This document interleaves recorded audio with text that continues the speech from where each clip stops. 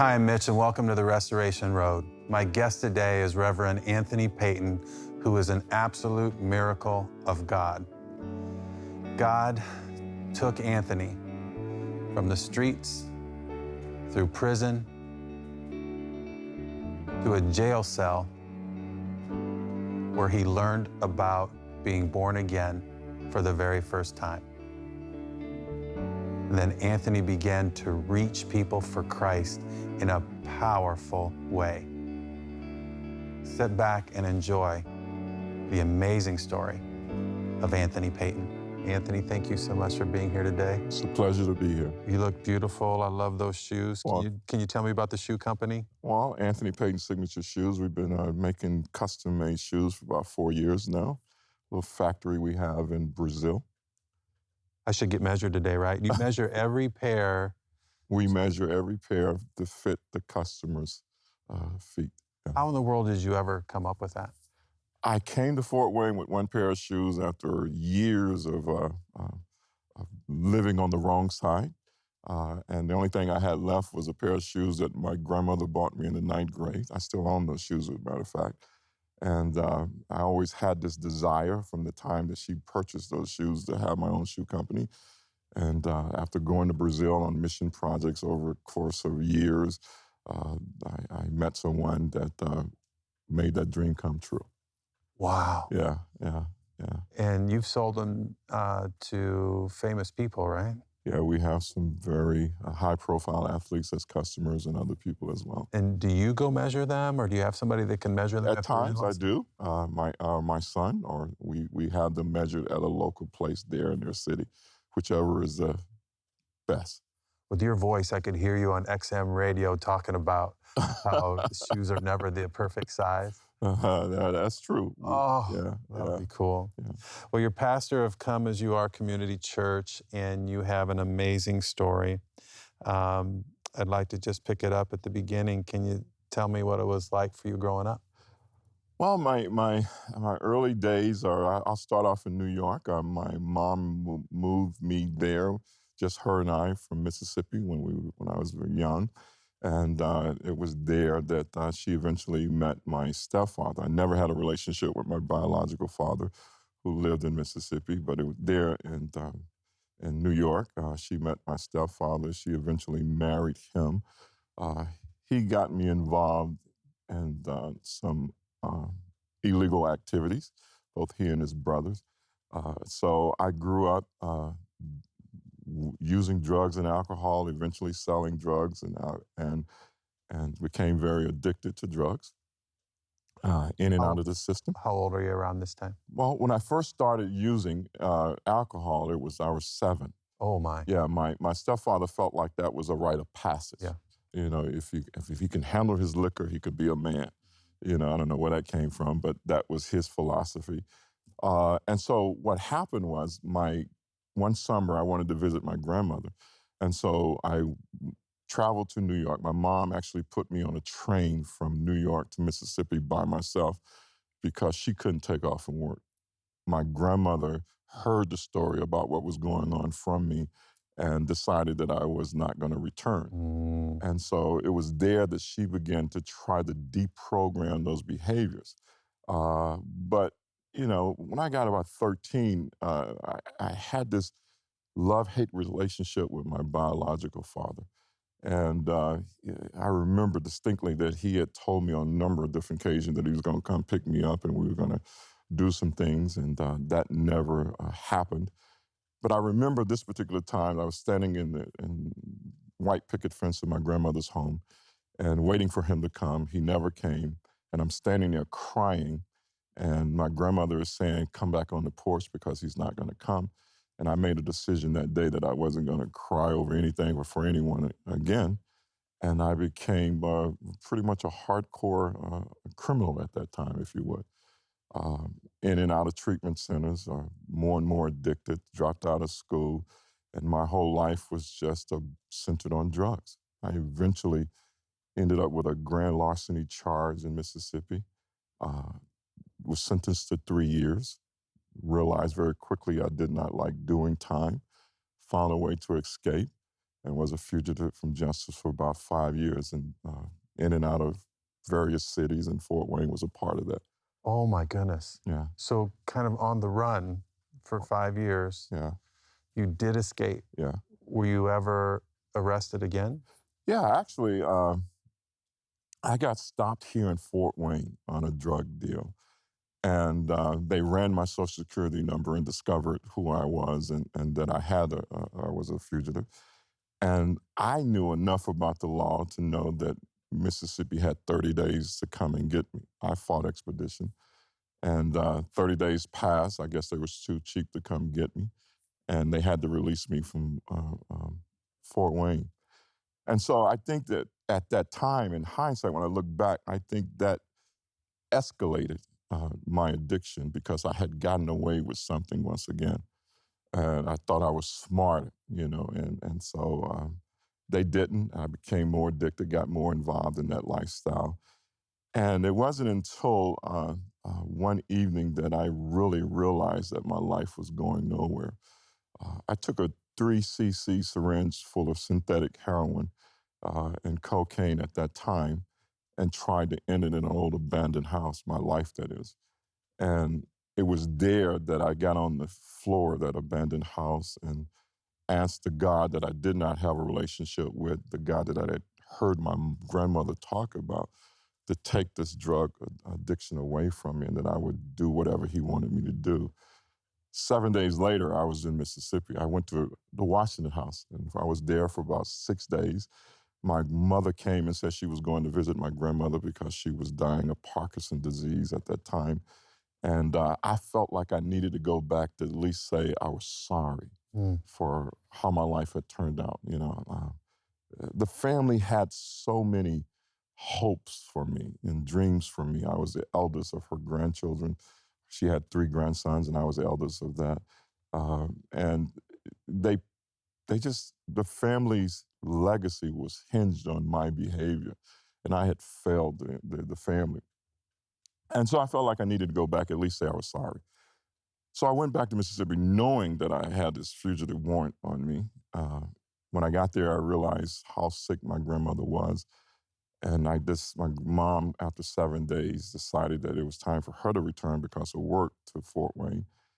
And I stayed to try to help my grandmother. And I was there probably about 4 months before one day I was downtown picking up a prescription for her. Police stopped me, thought I was someone else, discovered who I was, and naturally locked me up. Um, what do you think happened in that moment where you called out to God at this point in your life? How are you perceiving that moment, and what was it like being beside the bed of your grandmother and sort of replaying everything in your life of you were the favored one to kind of do something special? Well, looking back is always 20/20 vision. The best thing that could have happened to me was to go into that old abandoned house on Corrick Street and surrender. Now, mindful, I did not know who God was. I did not have a relationship with him. But I knew that based upon my grandmother's conversations and actions, that there was a God. And so I went back, not with the relationship, but with the hope that he would help me with this addiction problem. And I got back, and it was to Mississippi, and my grandmother was dying. And I think it was, I look at it as God providentially orchestrating the events of my life to bring me to this tipping point where I had no other choice but surrender. And even after being caught in Mississippi, I look back as the best thing that happened because it put me in a position and a place where I had nothing to do but to read and study and find out what my life had become and deal with those issues and through the grace of God resolve them. It was shameful, I would say, if I was to use an emotional word, to look at my grandmother and I guess I internalized some of her sickness to her worry about me, you know. And I felt like I played a major part in that sickness, if not from a physical context, but from an emotional context, because she spent so much time worrying about me. You were your biggest customer I was as a my drug dealer? biggest customer.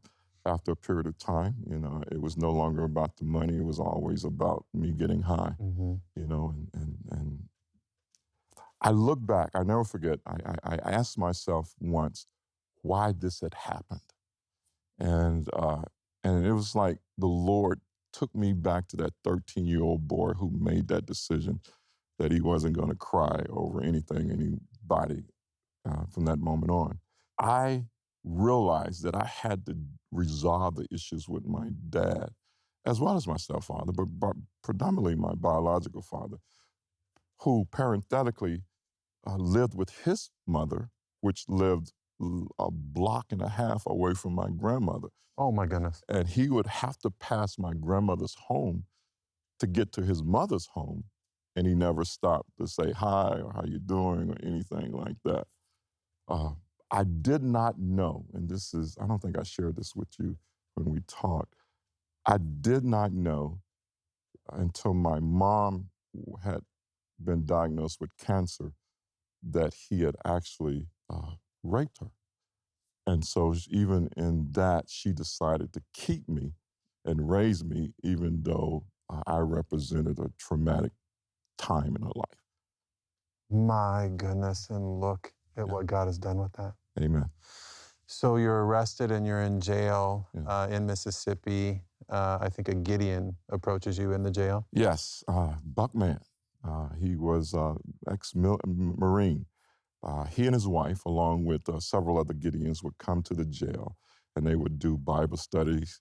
The ladies would go upstairs and do a Bible study with the women, and he and several other men would have Bible study with the men.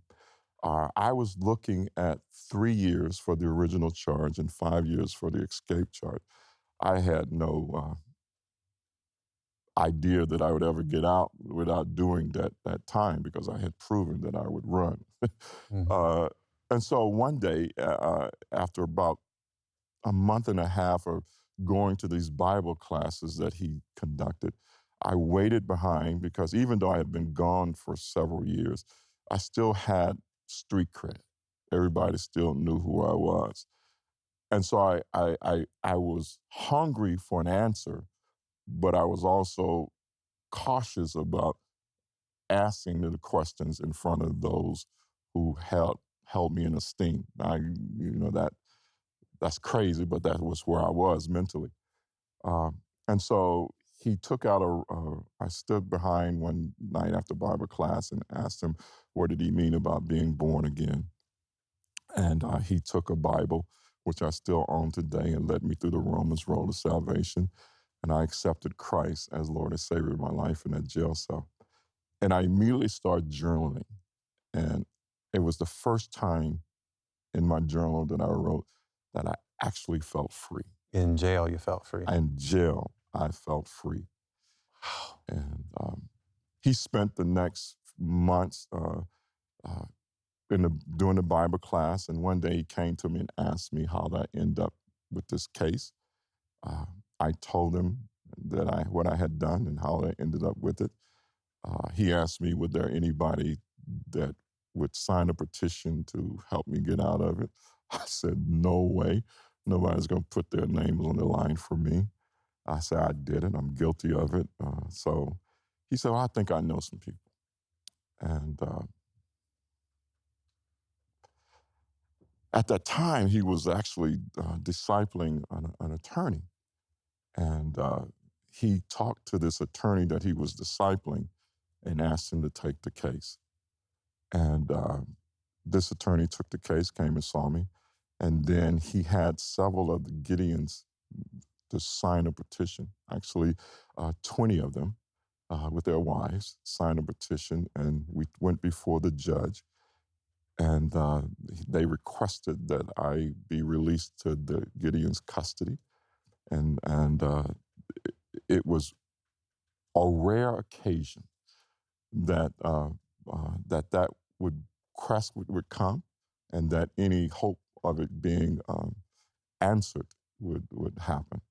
But the judge looked at the names on the paper and looked at me and asked the district attorney, did he have a problem with it? The district attorney said no, and they released me into the hands of Buck. And he asked me when I walked down the steps if I had a place to stay, that he and his wife had talked and I could stay with them. I did have a place to stay but for the next 3 years, Buck discipled me. Now you got to understand the context of this. Culturally speaking, this was Mississippi. I'm an African-American young man. Buck is a ex-Marine, white. There's no way this is supposed to be happening given the cultural stigma there in Mississippi. But not only did he put his name on the line, but he also discipled me for the next 3 years. He literally crossed the tracks and sat on the porch of my grandmother's shotgun shack and had Bible study with me. And when I felt like after about the end of those 3 years, end of the 3 years, I felt like God was calling me into ministry. It was Buck that wrote me a check to catch the bus to come to Fort Wayne, to go to Fort Wayne Bible College. Oh, my. When I arrived here and was working at Harris Chaos, same shift that my stepfather was working. My stepfather did not want me riding with him because of this newfound religion. Mm. And so it was Buck that sent me money for a down payment for a car. Every plaque that I ever received, award, I always sent it back to him to say thank you. I think one of the highlights of my life was going back to Mississippi at a Gideon's conference. And there probably a couple of thousand Gideons, and having to speak and tell that story and seeing some of the Gideons, about 4 of them were still alive that signed that petition. Some on walkers come up to that stage, cry and hug me and say out of all the years that they had went to that jail, that I was the only one that they had seen that kind of fruit from. Oh, my. So. Can you talk about, I'm seeing God's hand through all this in spite of the drug dealing, in spite of alcohol, in spite of the theft, and regardless of where you are, there's God's hand. Can you share about what happened with the judges that day? That is just like almost beyond comprehension. It is. The judge that was supposed to hear my case had went to New Orleans and fishing that weekend. And he had a history of giving people like me time. And so... And you were looking at 8 years, probably. And I was looking at 8 years. And he fell, broke his leg while fishing. The judge that I ended up before that morning was the judge that my grandmother had hired as a lawyer. So think about this. The years that I'm on the run, the same lawyer is now a judge. And so he's sitting up there. He had represented He had represented me. And and so he knew all about the case. And it was him that looked at the district attorney and said, I'm okay with this. Are you okay with it? Wow. Yeah. So you're in Fort Wayne and you're starting to work at Park Center? Started work at Park Center. Actually, before that, I worked at a little plant called Intratech. I started school.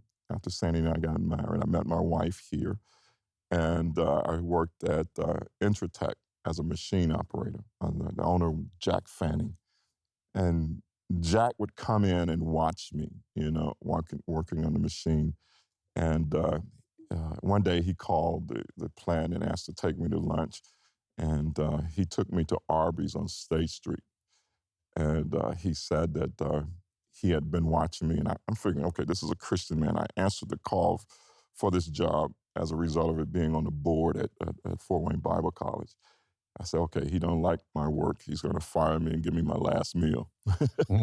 At Arby's. Yeah, at Arby's. And so he actually said he had been watching me and he understood that I didn't have any business background, but he had all this business history and background. and he wanted to know if I would be his plant manager. And so Oh, my. it was a major shift in my career. Jack actually discipled me, taught me business and taught me, business knowledge, and as well as we had prayer together every morning and all kinds of things. And it wasn't until I worked there for about 6 years. It wasn't Oh. until that I realized, that I had to find ministry. That's what I wanted to do. And I ended up at Park Center as a result of someone that I knew that knew my history and recommended that I apply. I didn't want it. I wanted to go directly into a church and do ministry. And they decided and was persistent about asking me. And eventually I answered the call. And I went in there and they asked me, I never forget it. They asked me, I understand you're a minister. Yes.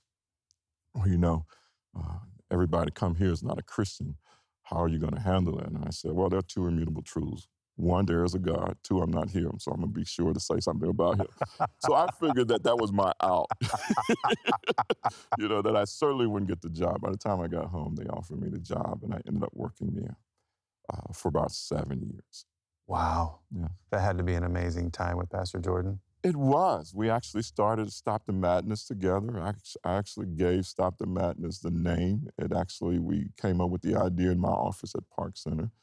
Both he, Arlene Marable, and myself. And we tried to do what we can to help some of the young people that was dealing with gang violence, et cetera. It was a very successful program. And then you worked with Jesse White? I started out my ministry with Pastor White as a Christian education director. That's why I actually accepted my call into ministry under him. Wow. So I came up what I call on the cusp. I had the old school and the new school. Mm-hmm. And I was thankful to God that I learned from both. So how does Come As You Are Community Church come into the picture? I was at Progressive on the Pastor Jordan, and I had taken my car to a local mechanic, and I went there, and this gentleman was there in the shop, and he said that this church was looking for somebody to preach for them while they looked for a pastor. And he wanted to know if I would mind if he gave them my number. And so he did. And I got a call from one of the ladies there, Susie Taylor. And she says, we're looking for somebody just to fill the pulpit until we find a pastor. She said, we don't have no money to pay anyone. They had went through a major transition. So I said, well, you can't pay me for doing ministry. No way, so I do that because that's what God wants me to do. Sure, I come in and preach. And the first day I knew that this was going to be the church that God wanted me to pastor. There was only 12 people, 11 ladies, 1 man. I went back and shared with my wife after 2 Sundays of preaching there that I felt that God was saying that this was going to be the place where we have our first pastor and probably the only pastorate. And I felt like we needed to take our vacation and resign from Park Center. Now, they hadn't asked me anything. And so I never forget, my wife said to me, she said, well, Tony, you've never said anything to me that God has said to you that wasn't true. So whatever decision we make, we'll make it. And I made a decision to go back to Park Center and turn in my resignation. And we had a vacation.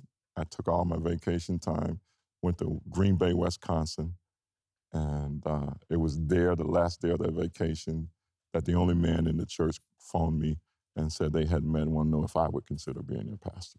Oh, my. And the rest is history. I've been there for 25 years now. You've planted how many churches?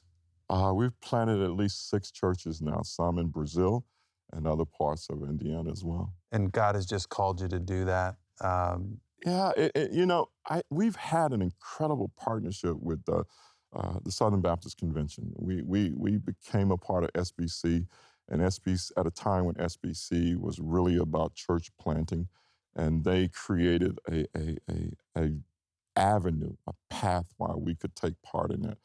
And so we were thankful and continue to be thankful for that partnership. Yeah, that's just incredible. Yeah. You are the Martin Luther King Pastor of the Year award winner. I am one of them, yes, for several years ago, yeah. That is just incredible. What an honor. It was a very humbling honor. I am very humbled by that. Looking back in the rearview mirror, you probably see how God orchestrated everything to bring you here today. Mm-hmm. What's ahead for you? Well, that's a very good question. I think that my tenure as senior pastor is about 5 years before it's in, and my total focus is to make sure whoever God has next has everything that he needs in order to take the church to the next level. My heart is in helping young pastors navigate the waters of being a servant leader and what that means. Doing that kind of discipling and that kind of, for lack of a better term, coaching. That's what my passion is. That's what I see the future is. God has blessed us with an incredible team of leaders where the church would not miss a beat. I'm 61 years old, and I think that the person that has next is already in the house, and it is vitally important that the team gets him ready for that. And so that's our focus as a leadership. Is transitioning to the next generation. That's exactly. Do you think the church will continue to plant churches? Yes. It's in the DNA. Yeah. It's in the DNA. And once it's in the DNA, it's in the DNA. Yeah. Anthony, thank you so much. Well, thank you. This has been an honor. You are an incredible gift to our community, and you're such a portrait of God's masterpieces of restoration. Yeah. And I am thankful that you cried out to him. I'm thankful to Buck and the Gideons for what they did. I'm thankful for your family and your church and your ministry. I'm thankful for your shoe business. We barely scratched the surface on the God stuff that's happening through that. But thank you so much for blessing us with your presence. You're an awesome, awesome man of God. Thank you very much. It's an honor being here. Thank you. Thank you. I am Ricardo Rosas, and I would like you to join me and Mitch Kruse on Restoration Road next week.